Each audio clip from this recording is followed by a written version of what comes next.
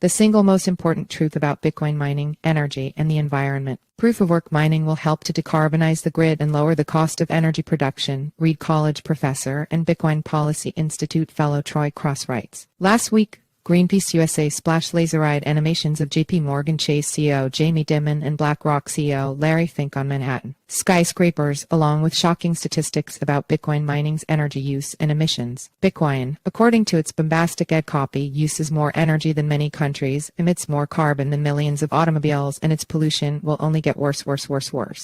4 building width horses were stacked vertically, just in case you weren't persuaded by the first 3. This story is part of CoinDesk's 2023 Mining Week, sponsored by Foundry. Troy Cross is a professor of philosophy and humanities at Reed College, a co-founder of the Nakamoto Project, and a fellow at the Bitcoin Policy Institute. As an environmentalist who has been studying Bitcoin mining's energy footprint since 2011, I have a radically divergent perspective. I think Bitcoin holds tremendous promise as a tool for decarbonizing the grid, cleaning up waste methane, and accelerating the electrification of heating. I see Bitcoin mining's emissions not as increasing, but steadily trending lower in the future. And I predict it will actually make energy cheaper, not more expensive. How have Greenpeace USA and I come to such polar opposite views? Bitcoin's critics have yet to appreciate the most important fact about Bitcoin's impact on energy systems. Bitcoin mining trends towards using only the cheapest electricity in the world, whenever and wherever that is. At present, most miners already pay well below 8 cents per kilowatt-hour kWh for their electricity, with some reporting rates as low as $0.002/kWh. But those numbers will continue to drop in the coming months and years until it is only profitable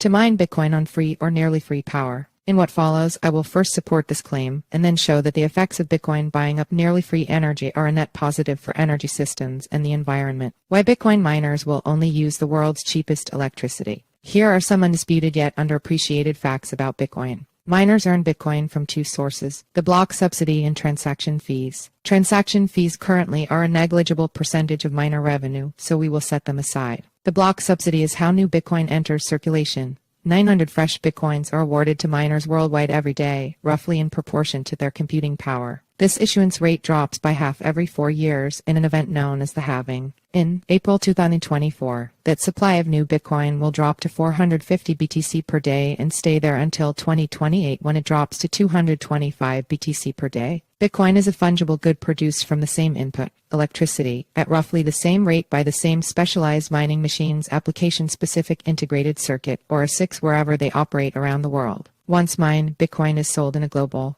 marketplace and instantly shipped to its buyer simply by updating the shared ledger of Bitcoin itself. Bitcoin miners are interruptible and attenuable. They can turn off and back on quickly and can fine-tune their consumption of electricity with minimal loss of profit. The largest expense of mining, upwards of 70%, is energy. How do these facts show that mining is headed for nearly free energy use? First, the uniformity and availability of the means of Bitcoin production, ASIC, and the fungibility of the product means there's an extremely low barrier to entering this market. The Bitcoins you produce will be as good as anyone else's, and you'll use the same machines to produce them. So if it is possible to mine 1 Bitcoin for less than 1 Bitcoin, then someone somewhere in the world will do it because people like money. Second, once the mining market is saturated, those miners with the highest expenses will sit right on the edge of profitability, just enough profit to make it worthwhile to continue, and no one else will be tempted to enter the market unless they can improve on the expenses of that marginal miner. If some new miner does make an entrance during saturation and they're profitable, then the existing marginally profitable miner will go out of business. Third, miners with access to cheaper energy enjoy a tremendous advantage. If energy is 70% of your cost and you can find a 50% savings on energy, you've just cut expenses by 35%, making for a dramatic increase in margins. Other business advantages matter too: firmware, cooling, taxes, personnel, access to capital, uptime, etc.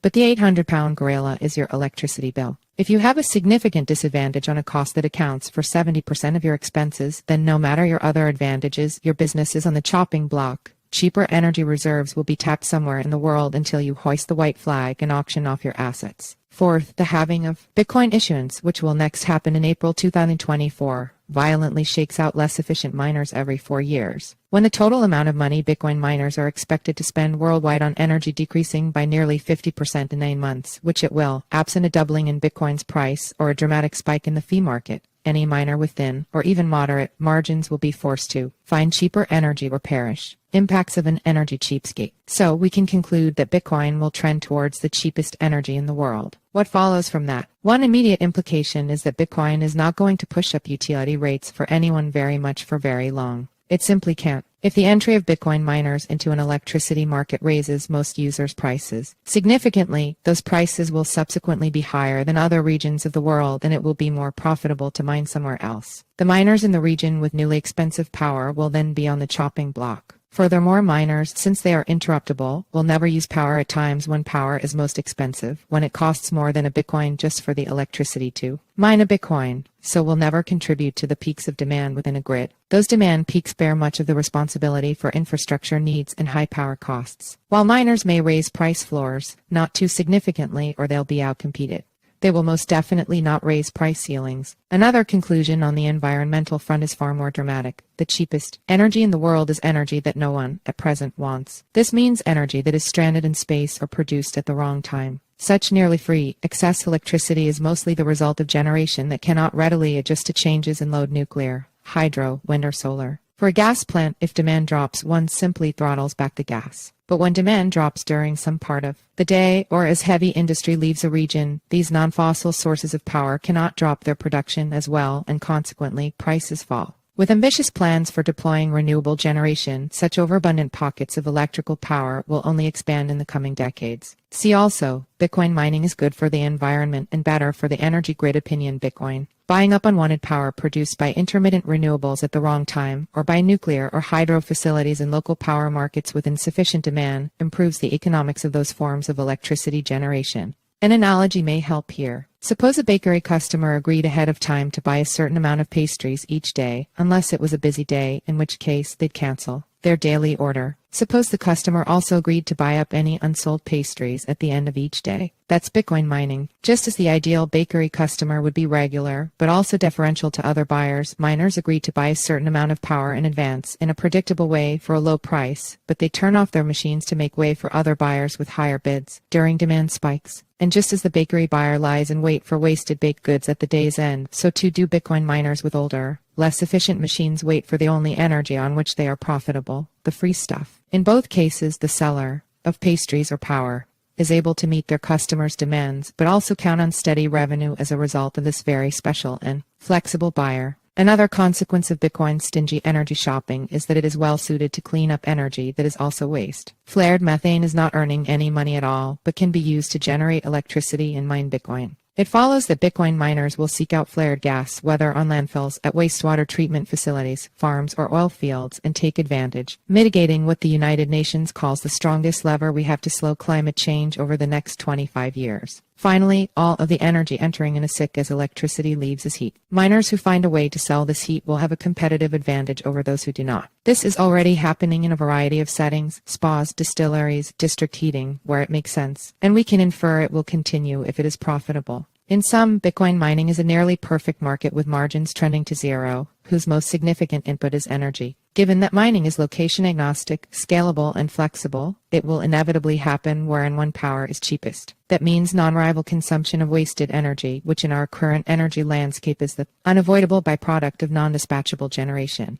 The consumption of what would otherwise be wasted energy promises to be good, not bad, for energy economics and for the emissions of our energy systems as a whole, given that it improves the economics of non-dispatchable power generation, incentivizes the cleanup of waste methane, and incentivizes the electrification of heating. Real-world complications and the difficult questions that remain. The inferences I've drawn above all have caveats and exceptions. Debt can allow miners to operate at a loss, so it might be that in the short term miners thrive who have access to capital rather than cheap energy. Jurisdictional risk can outweigh electrical price advantage, who wants a mining operation that can be seized at any moment by a corrupt government. In bull runs, a SiC or other power infrastructure can be in short supply, so that mining margins remain fat, allowing miners the luxury of consuming expensive energy until a SiC and other infrastructure availability catches up. Further, the halving event can trigger a bull run of sufficient magnitude that it fails to shake out inefficient players. New electrical generation. Projects are difficult to finance against promises of Bitcoin mining because the volatility of Bitcoin makes lenders uncertain.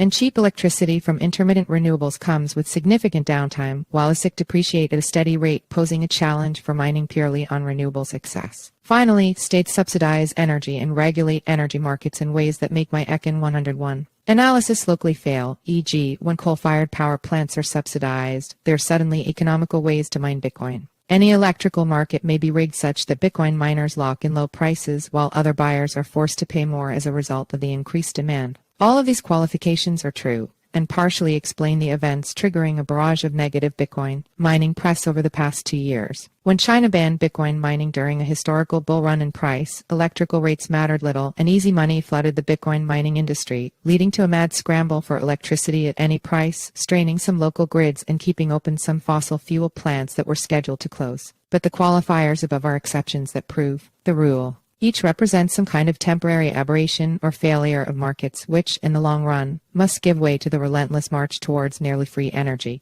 Nothing can long keep the most portable, scalable, flexible, and price-sensitive energy consumer in history from abundant, nearly free, unwanted energy. It's destiny. See also, Bitcoin halving is coming, and only the most efficient miners will survive. Of course, Greenpeace will continue to argue that Bitcoin is world-ending while demanding changes to its code. They have shown, in a decades-long campaign against nuclear energy, a willingness to attack a climate-saving, but new and scary technology on the most meager evidence. But serious conversations among policymakers and industry leaders about Bitcoin mining's impacts on energy systems and the environment must do better. They must investigate this new technology from the ground up, branching out into disagreement about how Bitcoin mining happens in the messy real world only after reaching a point of convergence on its essential nature. That point of convergence, the foundation of rational discourse, is Bitcoin mining's relentless drive towards cheaper